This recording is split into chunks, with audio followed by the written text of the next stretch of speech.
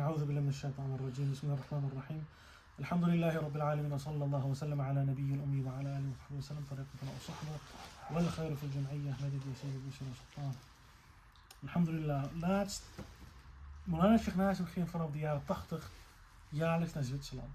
En hij bezocht een bepaalde plek hoog in een berg, hoog op een berg. En als je daar naartoe wil gaan, dan, alhamdulillah, dan kan je dat met de auto doen.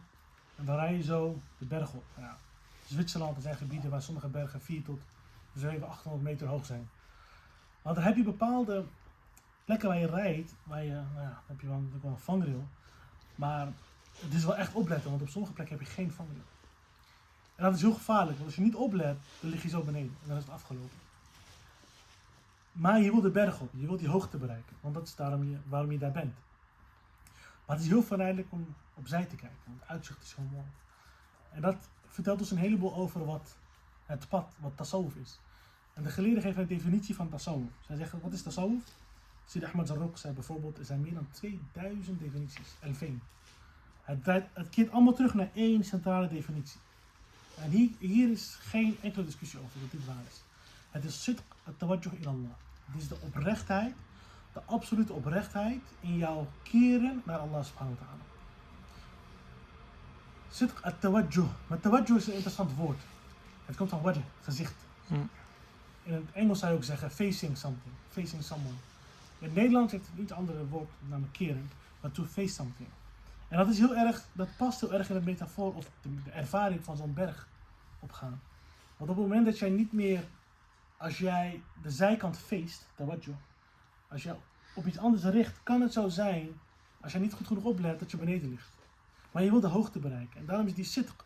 Het is continu voor ogen houden dat het doel is Allah subhanahu wa ta'ala. En niet afgeleid te raken. En dat is het perfecte. En als je dat doet, dan kan je reis heel snel naar boven zijn, op de berg. Maar je mist de omgeving. Je mist al die zaken waar andere mensen misschien zo erg van onder de indruk zijn. Want je hebt het doel.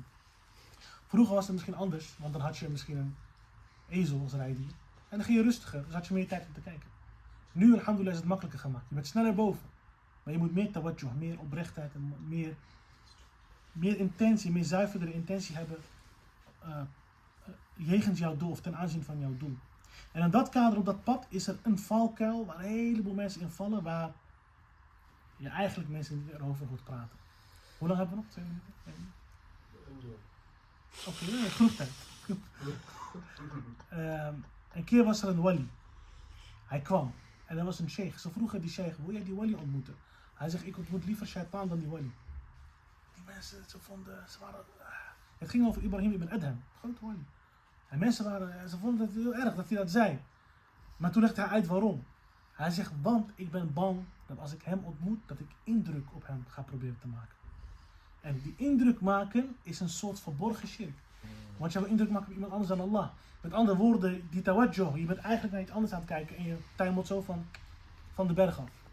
Dat is die ria. Je doet iets omwille van iemand anders. 2 shuyukh kwamen bij elkaar. De ene sheikh zei, oh, dit is een bijeenkomst. Hier heb ik zo naar verlangd. En die andere sheikh zei, dit is eigenlijk een bijeenkomst waar ik echt eigenlijk keek hier het minst naar uit. En die sheikh zei, waarom?